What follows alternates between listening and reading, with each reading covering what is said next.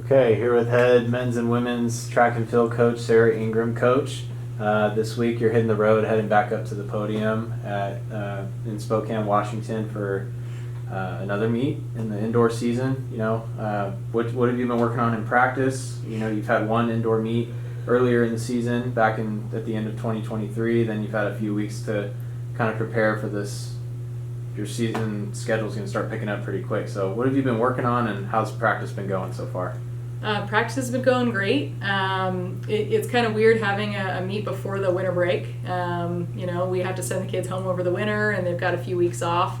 So they come back, and we kind of hit the ground running and try to get everybody back up to speed, pun intended, as fast as we can. Since they've been back, it hasn't been a lot of time, but everybody looks like they were working over the winter, which is nice. Before we had indoor season, it's sort of a mixed bag. People come back and some are really fit and ready to go in January, and others it takes them, a few weeks or a month or two to kind of get back up to speed. So I'm really grateful that everybody worked out really hard, and the team's looking really good. Overall, the squad is pretty healthy right now too. With a huge squad, there's always some minor injuries. But we don't have anything huge going on that's making us really nervous, which is nice going into a long season ahead.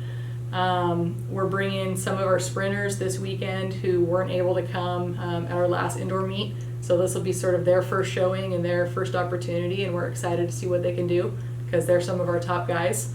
But overall, we're just excited to get another opportunity. And how is it having a few weeks to prepare for this week's invitational? The rest of the season, you're not going to have as much time to prepare. What is kind of different with this one? For us, our training really doesn't differ a lot between now and later in season. We're training 3 to 4 week training cycles throughout the year just to make sure that we can focus on really developing and fine-tuning some skills, and then also planning for recovery, making sure that we're giving athletes a little bit less volume, a little bit lower workload or lower density of training the third or fourth week in that cycle, so that we can make sure they're refreshing their bodies and not developing injuries throughout the long season. So aside from that, our training is pretty similar throughout the year. We start from more general stuff earlier on in the year, and we get more specific as we go. But aside from that, our training really doesn't differ because we have more time to compete, more time to train. It's pretty much the same as it usually is. Gotcha. And I know there's going to be some people making their first trip north this season, but how different is it for you and the rest of the team to be able to kind of go back to a spot they've already been rather than all going there for the first time? Yeah, it's really nice, especially with as tight as our travel itinerary is for these trips. Like, we get up there pretty late on Friday night. I think we get in about 9:30. So we don't have a whole lot of time. We get everybody to the hotel and get checked in, get to bed, and then we start, early morning departures as early as 7:30 the next morning. So it's nice to know what to expect going into it. I feel like we can prepare a little bit better in terms of getting information to our athletes in a timely way and preparing them so that they have a better idea of what to expect. Things as simple as, like, when you get to the facility, what is it going to look like? Where do you need to go to check in? Where do you need to go have your spikes checked? Where are the trainers? Where are the warm-up facilities? Just knowing all that stuff ahead of time, it really helps them to feel less stressed and more prepared. And that first meet that we went, we didn't know what to expect. We had to get there the first time for ourselves and get the lay of the land, know how the meets are run at that facility. So we definitely have a better understanding of what we're getting into here. And I think that helps just reduce anxiety for the athletes, which is really nice. Yeah, last month, Joy, Hano, and Isabel Perez, they did really well in the 4x400, and they also had provisional marks. And so are they going up this weekend? They are. So they're two to watch, and then who else are you kind of have your eye on and you think is going to perform really well this weekend? Yeah, so those two definitely, we're looking to see them do well again. Joy in the 60-meter hurdles and Isabel in the 400-meter. We also have some of our male sprinters that weren't able to go up last time. Ryan Castro and Paul Domain will be there as well, both running the 60-meter and the 200-meter. They'll be ones to look out for, in addition to Christian Migas. He's one of our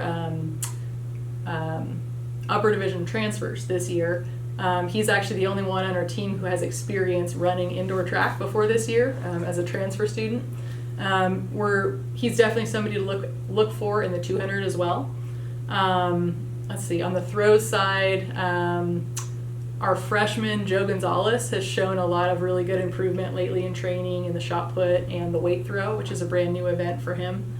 Trying to think, in jumps, Joy, Hano again, Coco, Gracie. We've got a whole crew of ladies and guys doing long jump. Joy and Coco, I think, are really primed to have some big jumps there in the long jump as well. We're having most of our high jumpers take the weekend off. We've got all of our pole vaulters going up this weekend as well, and they all performed pretty well at the last Spokane meet.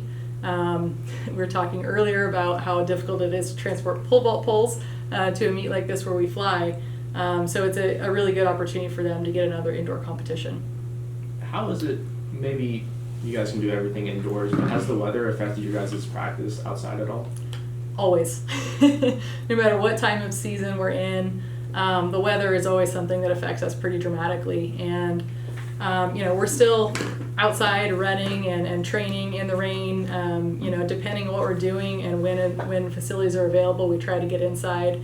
If it's pretty stormy, and we can do some things inside, but we don't have, an indoor track. We don't have an indoor training facility that's designed for track and field. So we have to modify a lot of things. And that does have an impact on our program, on our team, on the athletes feeling really prepared going into these meets. But it's also something that gives us a huge advantage going into our outdoor season by having indoor track and field, because we get to go have these indoor competitions where our athletes, get the best of the best in terms of facilities and competition. And it's a way better place for them to practice their skills that they've been honing in that competitive environment. In a way that they would never be able to get that opportunity in a practice, especially a practice outside at this time of year. So just having indoors, period, gives them that opportunity to basically improve their training in a competition. These competitions, we consider it training.